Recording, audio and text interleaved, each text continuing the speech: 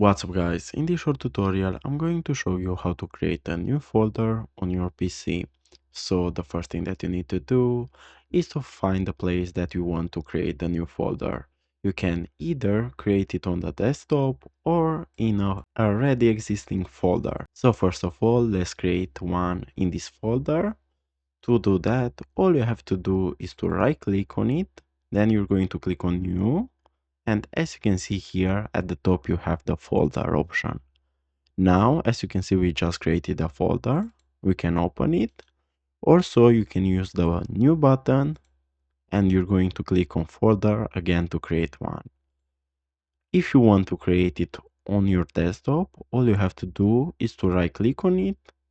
Again, you're going to go to new and you're going to click on folder. And as simple as this, you just created a new folder on your PC. So guys, this was the tutorial. Thanks for watching and don't forget to leave a like and subscribe to the channel.